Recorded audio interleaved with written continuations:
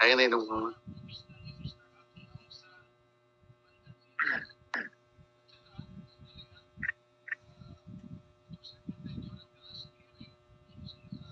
Thank you, Mr. President. Mr. President, I rise on a question of privilege.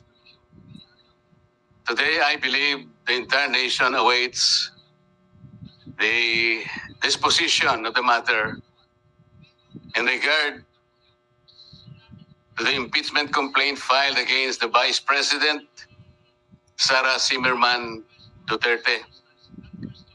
In the light of the recent but unanimous decision of the Supreme Court,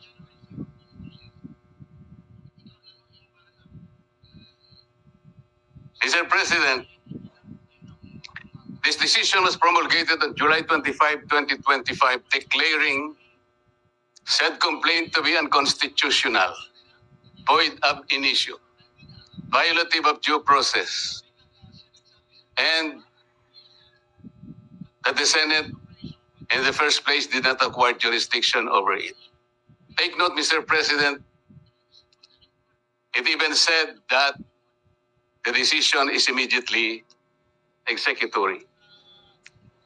But before I continue, Mr. President, let me put on record that the initial proceedings, impeachment proceedings conducted by the Senate in the 19th Congress have never been formally carried over to the Senate of the 28th Congress.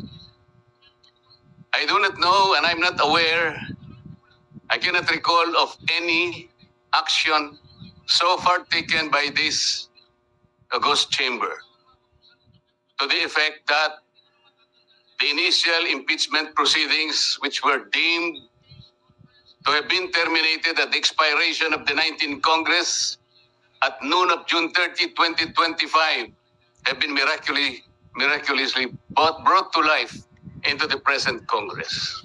That having said, Mr. President, I'd like to continue. Mr. President, the decision of the Supreme Court did not dwell on the intrinsic merits of the impeachment complaint filed against the Vice President. It zeroed in merely on the procedures and the processes taken by the House of Representatives. To repeat, it declared the whole impeachment complaint constituting the articles of impeachment to be unconstitutional, violative of due process, void ab initio.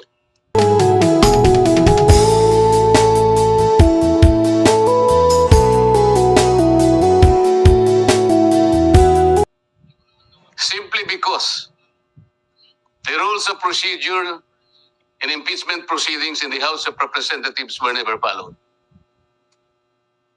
And they violated the one-year ban on multiple impeachment complaints as prescribed under Article 11, Section 3, Paragraph 5, which says that no impeachment proceedings shall be initiated against the same official more than twice within a period of 1 year. Napakasimple po ng sinasabi doon, Mr. President. No impeachment proceeding should be initiated against the same person more than twice within a period of 1 year. Ilan po ang impeachment proceedings, impeachment complaints na ipinail ng House of Representatives? 4 po eh. The first one started in December 2. Sumunod po December 4. Mayroon pang sumunod na December 19 hanggang sa umabot po noong February 5. Yun nga pong ipinangangalandakan na impeachment complaint which was signed by more than 1/3 of the members of the House of Representatives. Nasunod po ba? Nasunod po ba ang tuntunin ng House of Representatives? Noon pong nag-require ang Supreme Court, Mr. President, tinanong po yung House of Representatives in connection with the 2 petitions filed by several parties before the Supreme Court. One of the items required by the Supreme Court is for the House to give the status of the first 3 complaints filed. Ano po ang sagot ng House of Representatives? Yun daw pong unang tatlo. The one filed in December 2, December 4, and December 19 were all archived. Nasaan po sa rules ng House na yun pong mga impeachment complaints na ipa-file ay archive? Wala po. Pwede po bang ipakita yung slide na kung saan ay makikita natin ano po ba ang proseso kapag may nag-file na isang impeachment complaint? Ayan po yung Rule 2. Ang sinasabi po sa Rule 2, Mr. President,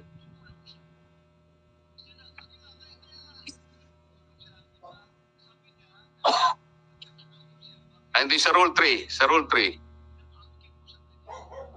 Rule 2, Section 3.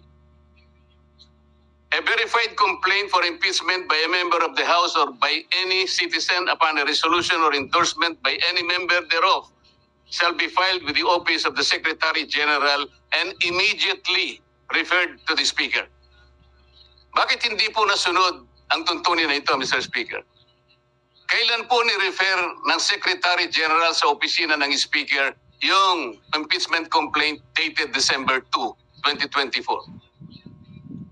Kailan po ni-refer ng Office of the Secretary General yung impeachment complaint na i-file noong December 4? Wala po silang sagot. Kailan po ni-refer ng Office of the Secretary General yung impeachment complaint that was received on December 19? Wala po silang sinasabi. Kapag titingnan po natin ang sagot ng Solicitor General in behalf of the House of Representatives, ang sabi po nila, the Secretary General diligently referred simultaneously all the impeachment complaints to the office of the Speaker on February 5, 2025. Immediately po ba yan, Mr. Speaker? December 2, December 4, December 19, at isinama po yung February 5, all of them were simultaneously referred to the office of the Speaker on February 5. 2 buwan po ang kanyang ginugol para lang i-refer sa office of the Speaker. Ano po ang immediate doon? Wala po. Wala po silang sinunod. Wala silang ni-refer at ni-refer nga po delayed. Nung ma-refer po, ang sabi po ng Solicitor General, the 4 impeachment complaints were included in the order of business doon po sa session number 36. You will note, Mr. Speaker, hindi po niya ibinigay bilang annex yung order of business in section number 36. Ang kanya pong ipinakita ay yung journal number 36. Bakit po? Sapagkat hindi totoo na yung 4 na impeachment complaints were included in the order of business. Mr. President, I have a copy of the order of business, session number 36. And I will deposit a copy to the office of the Senate Secretary for everyone to see and examine for themselves kung talagang in-include nila sa order of business. Wala po. Saan po nila in-include? Ito sa journal. Iba po yung journal sa order of business. Alam po niyo kung bakit lang nalagay sa journal, Mr. Speaker? Idinagdag po nila as additional reference of business. That is not the requirement of the Constitution. Pwede po ba nating makita yung slide ano yung sinasabi po ng Constitution?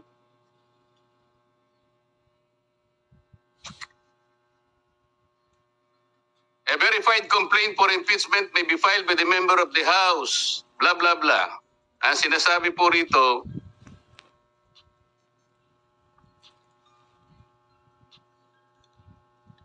hindi pa yun. Hindi po yun. Sorry po. Nakalagay po, in-include sa 10th session day. Yun po yung section number 36. Hindi po totoo yun. Ilang violations na po? Kanina po, in-archive po yung tatlong violations.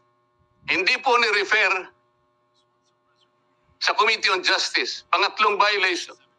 6 na po. Ngayon sinasabi po, in-include po sa order of business. Hindi rin po, 3 violations na naman. 9 na po. At sabi po nila, yung session 36 is the 10th session. Hindi po.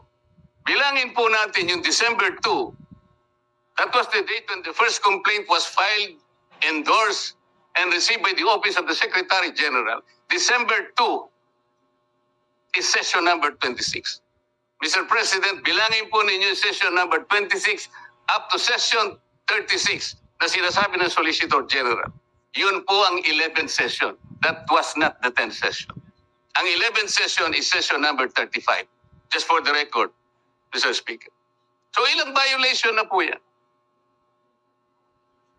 Balikan po ninyo yung Rule 2 na nandyan po sa slide, Mr. Speaker. Ano po yung mode of initiating impeachment? Ganito po ang sinasabi ng rule of the House of Representatives.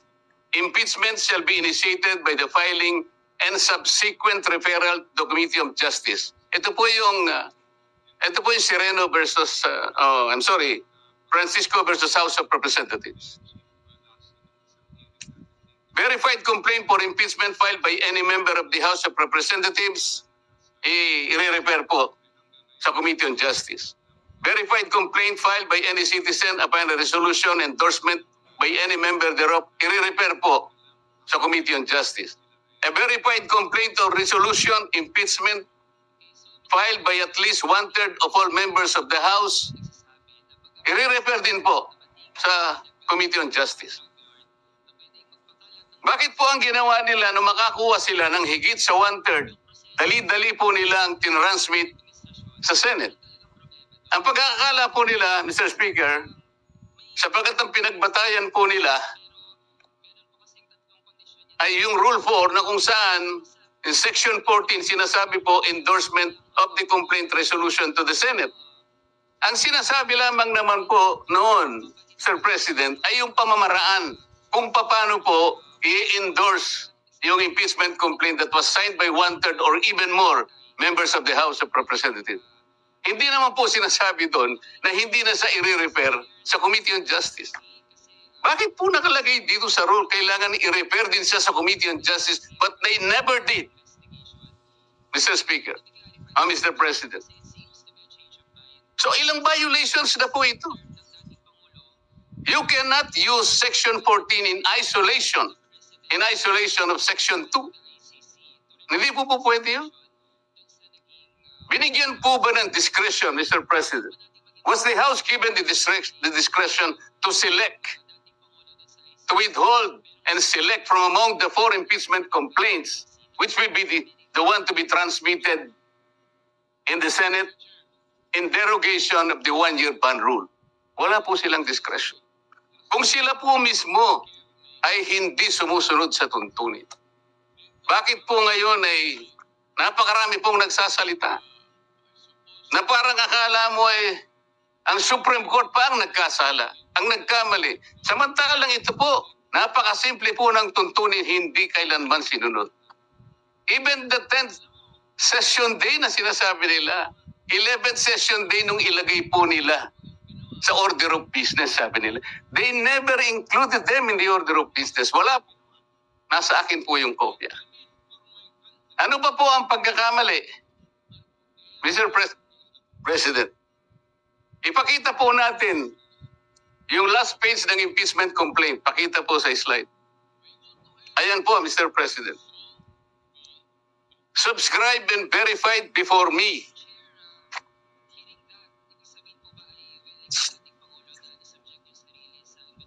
Sabi po ng Secretary General, tambahin kopya ko rin.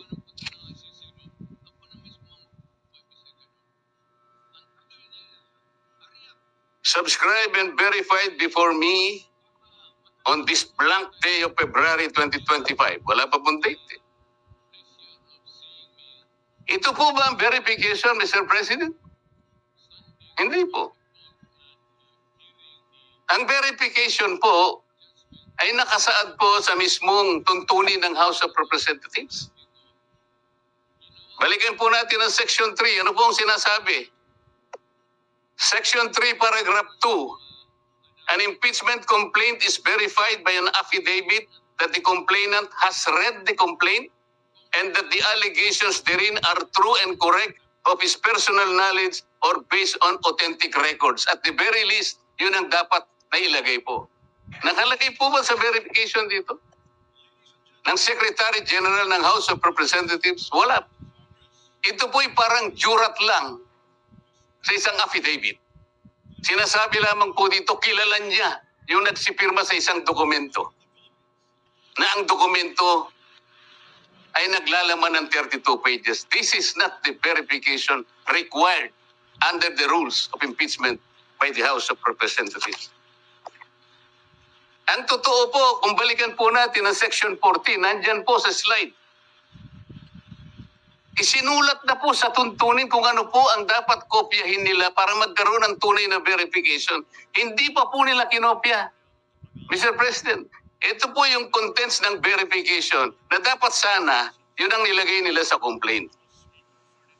We, sabi po rito, after being sworn in accordance with law, depose and state that we are the complainants in the above entitled complaint or resolution of impeachment, that we have caused the said complaint resolution to be prepared and have read the contents thereof, and that the allegations therein are true of our own knowledge and belief on the basis of our own reading and appreciation of documents and other records pertinent thereto. Kokopyahin na lang, Mr. President. Hindi pa nakopya. Mr. President, alam mo po, nung ako'y grade 4, yung teacher po namin, binigyan po kami ng isang short quiz. I-drawing ninyo kanya yung Bicol region. Siguro po 1963 yun, Mr. President. Yung Masbate, hindi pa kasali sa Bicol region. O hindi, kabisado ko naman po sapagkat mahilig po ako sa social studies, Mr. President. Meron pong dalawang nangungopya sa akin. Yung isa nasa likod, yung nasa kaliwa ko. Yung nasa likod po, nakopya niya pong tunay yung aking drawing. Pinagalitan siya pero ipinasa po sapagkat nakopya niya po yung aking drawing. Yung isa po, nangopya na nga, hindi pa niya nakopya. Ang kinopya po, Masbate. O wala po. Hindi po siya nakapasa. Ano pong ibig ko sabihin dito? Kukopyahin na lang eh. Alam po ninyo sa mga litigation lawyers, practicing lawyers worth their salt. Wala ka lang certification of non-forum shopping, i-dismiss ka ng Supreme Court. Paliwanag po yun.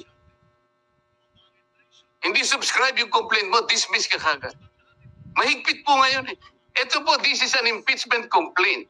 You are removing the second highest official of government. Yun lamang pong verification. Sablay na po eh. Ano pong nakalagay dito? Section 3, paragraph 3. An impeachment complaint required to be verified which contains a verification based on information and belief or upon knowledge or information and belief or lacks proper verification, katulad po nito ngayon, shall be treated as an unsigned impeachment complaint. So pwede pong tratuhin pala ngayon sapagkat wala pong verification. It may be treated as unsigned impeachment complaint. Paano ba yun? Pagkat magsasalita po ng napakarami. Alam po ninyo kung, Sir President, kung baga po sa nagluto ng sinaing, pasensya na po kayo kung kinakailangan ako po'y gagawa ng pagkahalin tulad, ano. Ang impeachment complaint po ay parang sinaing na niluto ng House of Representatives. Hilaw po eh. Hilaw na hilaw. Ano po yung hilaw sa Bicolano, Mr. President? Hilaw din po yata. Sa Bisaya, hilaw din po. Sa Kapampangan, magadto, Mr. President. Sa Waray po, matagutod. Sa Ilonggo po, lagdos. Sa Ilocano, marakusol. Sana po tama ang aking pagkaka-pronounce. Ang dami pong nagsasalita, Mr. President.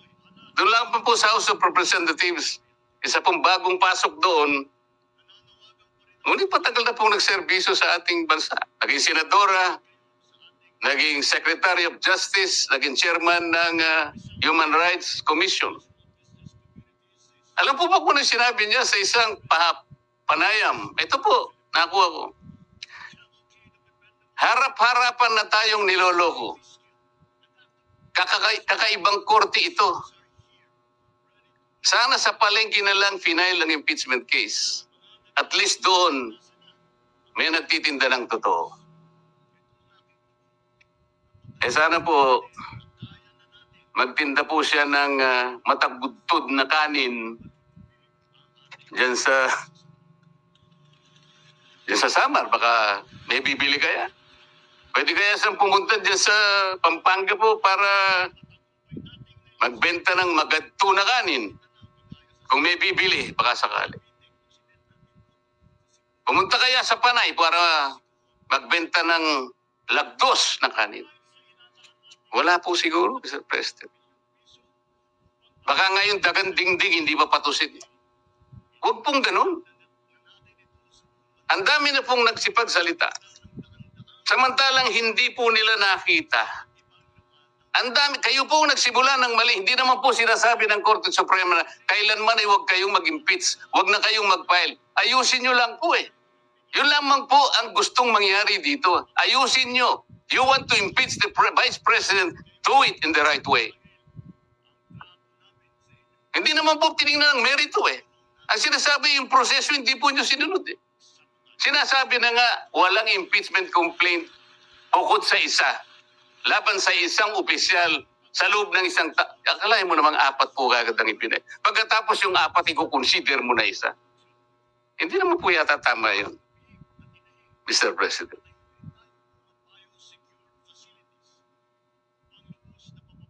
Mr. President,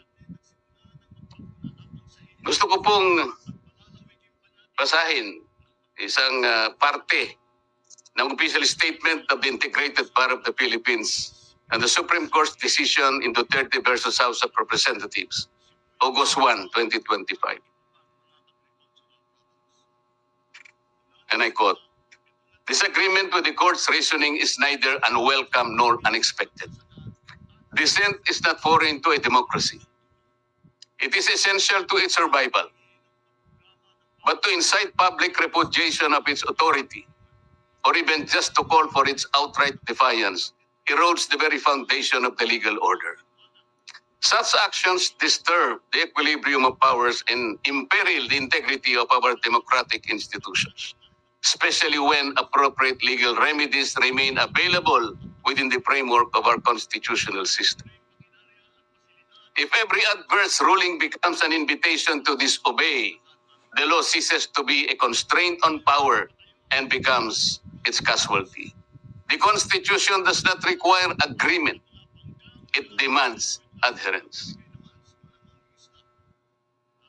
Ang sinasabi po ng mga ibang kasama natin, magpapile pa naman ng motion for reconsideration. Bakit hindi natin hintayin?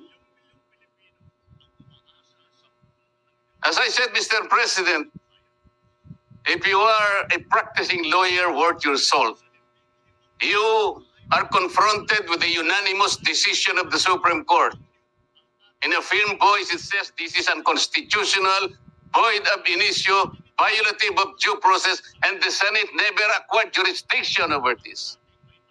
And it is immediately executable. Parang sinasabi niya sa'yo, wala ka ng room mag-file niyan.